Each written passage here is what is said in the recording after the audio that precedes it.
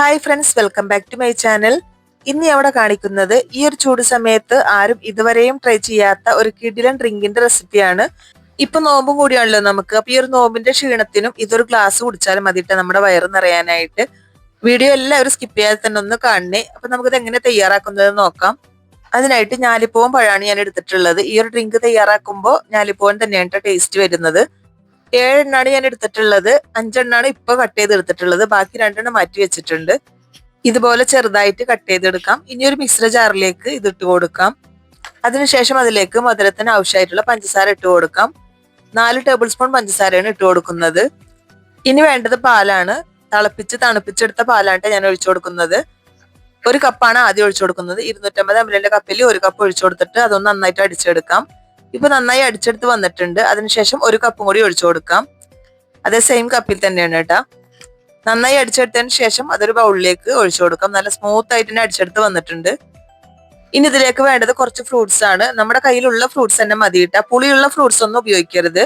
അപ്പൊ ഞാനിവിടെ 2 പഴം മാറ്റി വെച്ചിട്ടുണ്ടായിരുന്നു. അതാണ് കട്ട് ചെയ്തെടുത്തിട്ടുള്ളത്. ചെറുതായി കട്ട് ചെയ്ത് ഇട്ട് കൊടുക്കണം. പിന്നെ ഒരു ചെറിയ നേന്ത്രപ്പഴം കൂടി എടുത്തിട്ടുണ്ട്. അതും കൂടി കട്ട് ചെയ്തിട്ട് കൊടുക്കാം.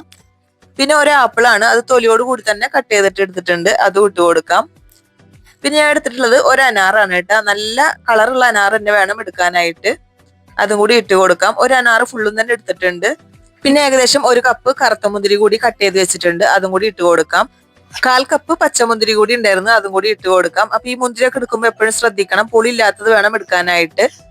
ഇനി വേണ്ടത് കസ്കസ് ആണ് കേട്ടോ. ഇത് ഞാൻ 2 ടീസ്പൂണ് വെള്ളത്തിൽ കുതിർത്ത് വെച്ചിട്ടുണ്ടായിരുന്നു. അതും കൂടി ഇട്ട് കൊടുക്കാം.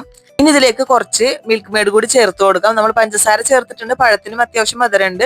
പക്ഷെ ഈ ഒരു മിൽക്ക് മെയ്ഡ് കൂടി കുറച്ച് ചേർത്ത് കൊടുക്കുമ്പോൾ ഒരു സൂപ്പർ ടേസ്റ്റ് ആണ് കേട്ടോ വരുന്നത്. 1/4 കപ്പോളം മിൽക്ക് മെയ്ഡ് ആണ് ഞാൻ ഇതിലേക്ക് ചേർത്തിട്ടുള്ളത്. ഇനി അതൊന്ന് നന്നായിട്ട് മിക്സ് ചെയ്തെടുക്കണം.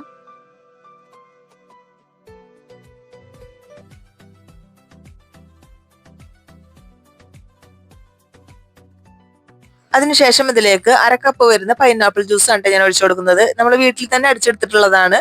ചെറുതായി പുളിയുള്ളതാണ്. മധുരം ഇടാതെ അടിച്ചെടുത്തിട്ടുള്ള പൈനാപ്പിൾ ജ്യൂസ് ആണ് കേട്ടോ. ഈ പൈനാപ്പിളിന്റെ ഒരു പുളിരസം കൂടി ആവുമ്പോൾ ഈ ഒരു ഡ്രിങ്കിന് സൂപ്പർ ടേസ്റ്റ് ആണ് വരുന്നത്. ഇനി ഇതിലേക്ക് പൈനാപ്പിൾ ജ്യൂസ് ഒഴിച്ചില്ലെങ്കിലും കുഴപ്പമൊന്നുമില്ല. ഞാൻ ചെറിയൊരു പുളിരസത്തിനും കൂടി വേണ്ടിയിട്ടാണ് ഇങ്ങനെ ചെയ്തിട്ടുള്ളത്. സൂപ്പർ ടേസ്റ്റ് ആയിരുന്നു കേട്ടോ. ഇനി ഇതിലേക്ക് നമുക്ക് ആവശ്യത്തിനുള്ള നട്ട്സ് ഇട്ട് കൊടുക്കണം. ഞാനിവിടെ കുറച്ച് കപ്പലണ്ടിയാണ് എടുത്തിട്ടുള്ളത്. അതും കൂടി ഇട്ട് കൊടുക്കാം. അപ്പൊ നമ്മുടെ കയ്യിൽ ഏത് നട്ട്സ് ഉണ്ടെങ്കിലും അതൊക്കെ ഇട്ട് കൊടുക്കാവുന്നതാണ്. പിന്നെ ഫ്രൂട്ട്സ് ഒക്കെ ഇത്രയും വേണമെന്നൊന്നുമില്ല. നമ്മുടെ കയ്യിൽ 1-2 ഐറ്റംസ് ഉണ്ടെങ്കിൽ അത് മാത്രം മതിയിട്ട് ഈ ഒരു ഡ്രിങ്ക് തയ്യാറാക്കാനായിട്ട്. ഈ ഒരു ചൂട് സമയത്ത് നോമ്പിന് ഇതൊരു ഗ്ലാസ് കുടിച്ചാൽ മതിയിട്ടാ. നമ്മുടെ വയറ് നിറയാനും ക്ഷീണം മാറാനൊക്കെ ഇത് സൂപ്പർ ആയിട്ടാണ് കേട്ടാ. എല്ലാവരും ഇതുപോലെ ഒന്ന് തയ്യാറാക്കി നോക്കണം. വളരെ എളുപ്പം തയ്യാറാക്കി എടുക്കാവുന്ന ഒരു ഡ്രിങ്കും കൂടിയാണ് കേട്ടത്.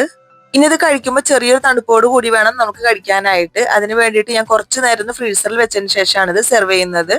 അതല്ലെങ്കിൽ കുറച്ച് ഐസ് ക്യൂബ് ഇട്ട് കൊടുത്താലും മതിയിട്ടാ. അപ്പോൾ ഈ ഒരു ചൂട് സമയത്ത് വളരെ പെട്ടെന്ന് തയ്യാറാക്കി എടുക്കാൻ പറ്റിയ ഈ ഒരു കിടിലൻ ഡ്രിങ്കിന്റെ റെസിപ്പി നിങ്ങൾക്ക് ഇഷ്ടമായെങ്കിൽ മറക്കാതെ തന്നെ ലൈക്ക് ബട്ടൺ ഒന്ന് ക്ലിക്ക് ചെയ്യണം കേട്ടാ. ഈ ചാനൽ ആദ്യമായിട്ട് കാണുന്നവരുണ്ടെങ്കിൽ പ്ലീസ് ഒന്ന് സബ്സ്ക്രൈബ് ചെയ്ത് സപ്പോർട്ടും കൂടി ചെയ്യണം. അടുത്തുള്ള ബെല്ലൈക്കൻ എനേബിൾ ചെയ്ത് അതിൽ ഓൾ എന്ന ഓപ്ഷൻ കൂടി ക്ലിക്ക് ചെയ്യണം. അപ്പോൾ ഞാൻ ഇടുന്ന ഓരോ വീഡിയോസും നിങ്ങളിലേക്ക് അപ്പോൾ എത്തുന്നതാണ്. പിന്നെ നിങ്ങളെ കമന്റുകൾ അറിയിക്കണം. ഹൈപ്പ് ചെയ്യാൻ മറക്കരുത്. നല്ലൊരു വീഡിയോ ആയിട്ട് നമുക്ക് വീണ്ടും കാണാം. താങ്ക്